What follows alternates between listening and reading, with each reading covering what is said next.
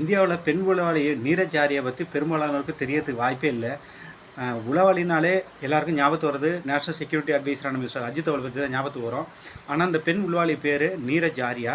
இவங்க உத்தரப்பிரதேசத்தை சேர்ந்தவங்க. இவங்க செல்வ செழிப்பான குடும்பத்தில் பிறந்திருந்தாலும் தேசத்தின் மீது அளவு கடந்த பாசமும் பற்றும் இருந்துச்சு.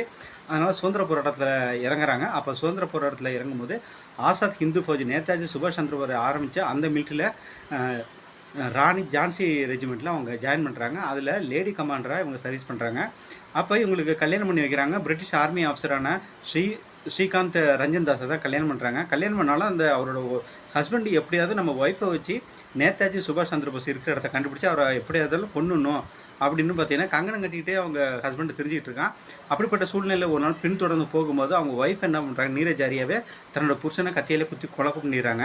அப்போ வந்துட்டு பிரிட்டிஷார் வந்துட்டு இவங்களை அரெஸ்ட் பண்ணி கொடூரத்துக்கு பேர் போன செல்லுலார் ஜெயிலில் அந்தமான் ஜெயிலில் பிடிச்சி போட்டு அவங்க மார்பகத்தில் அறுத்து